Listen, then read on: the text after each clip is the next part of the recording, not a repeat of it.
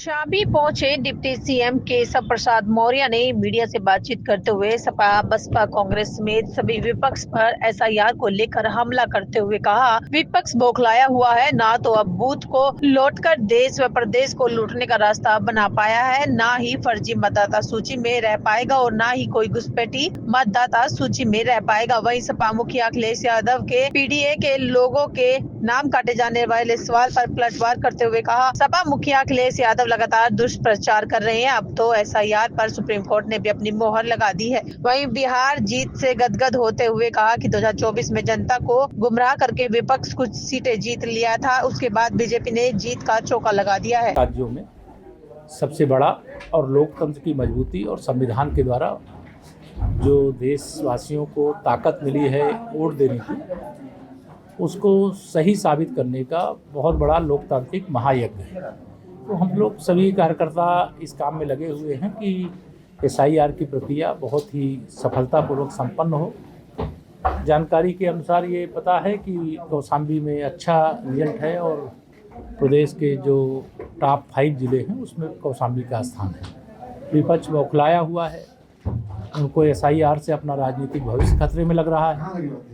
लेकिन यह सच्चाई है कि अब ना तो कोई बूथ को लूट करके प्रदेश को लूटने का या देश को लूटने का रास्ता बना पाएगा और ना फर्जी मतदाताओं का नाम मतदाता सूची में रखने में सफल होगा, ना ही घुसपैठिए कोई मतदाता सूची के अंदर रह जाएंगे और ना डुप्लीकेट मतदाता रह जाएंगे। एक बड़ा काम चुनाव आयोग के द्वारा किया गया और भारतीय जनता पार्टी स्वागत करते हुए इस काम में पूरे दमखम के साथ लगी हुई है।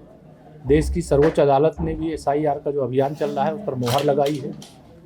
समाजवादी पार्टी के मुखिया श्री अखिलेश यादव लगातार दुष्प्रचार करते हैं कि अगर मतदाता सूची के शुद्धिकरण के अभियान के आधार पर भाजपा आरक्षण खत्म करेगी तो इस प्रकार के दुष्प्रचार की सज़ा इनको सबको लगातार मिल रही है। लोकसभा चुनाव 2024 में इन लोगों ने एक दुष्प्रचार किया था कि भाजपा 400 लोकसभा सीटें जीतेगी तो संविधान खत्म करेगी, आरक्षण खत्म करेगी। हम आरक्षण के भी समर्थक हैं, पक्षधर हैं और संविधान के पुजारी हैं। लेकिन इन्होंने दुष्प्रचार करके कुछ सीटें जरूर जीत ली, लेकिन इनकी पोल खुल गई और 2024 लोकसभा चुनाव के बाद भारतीय जनता पार्टी जीत का चौका लगा चुकी है। हरियाणा, महाराष्ट्र, दिल्ली और बिहार जीत चुके हैं हम लोग और आगे पश्चिम बंगाल और बाकी राज्यों में भी हमें पूरा विश्वास है कि विजय यात्रा हम लोगों की जारी रहेगी। अखिलेश कह रहे हैं कि बीएलओ की मौत हो रही है लगभग ज़्यादा इसी मामले में। ये भी दुष्प्रचार करने में तो बीएलओ से जितने भी बीएलओ हैं, कई मैं स्वयं बीएलओ लोगों से बात किया हूँ और उन्होंने कहा कि नहीं, हमें कोई तनाव नहीं है, हम बहुत अच्छे तरीके से काम कर रहे हैं। जो थोड़ी बहुत समस्या थी वह जो 4 दिसंबर से बढ़ा करके 11 दिसंबर तक कर दिया गया है, इससे बहुत स्मूथली सारे काम संपन्न हो रहे हैं। और मैंने कहा ना, ये विपक्ष दुष्प्रचार के सहारे है। एक तरफ यह एसआईआर का विरोध भी कर रहे हैं, दूसरी तरफ एसआईआर में हिस्सा भी ले रहे हैं। चाहे वह अखिलेश यादव हों, चाहे राहुल गांधी हों, चाहे ममता बनर्जी हों, चाहे डीएमके के स्टालिन जो वहाँ पर तमिलनाडु के मुख्यमंत्री हैं हों, या जो भी इंडी गठबंधन का हिस्सा हैं, यह सब एसआईआर का विरोध तो करते हैं लेकिन उसका हिस्सा बन रहे हैं।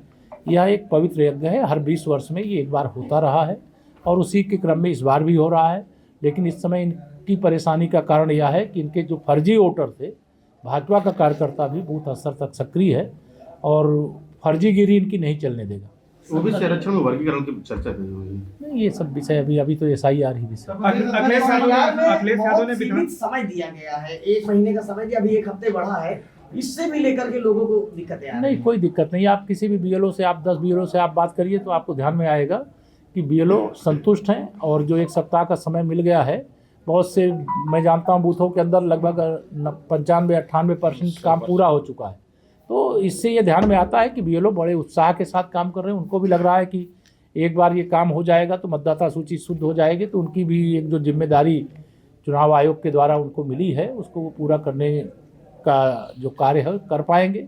उनका सम्मान भी किया जाएगा। इस बात का आरोप लगा रहे हैं कि पीडीए के लोगों का ही एसआईआर में नाम काटा गया है। किनका? हटाने जाने का पीडीए ये मुद्दा लेकर के राहुल गांधी और अखिलेश यादव तेजस्वी यादव के साथ बिहार गए थे, लेकिन वहाँ की जनता ने उनको ये बता दिया कि SIR बिहार ने स्वागत किया और भरपूर मतदान किया और भारतीय जनता पार्टी की अगुवाई में NDA को ऐतिहासिक जीत दिलाने का काम किया।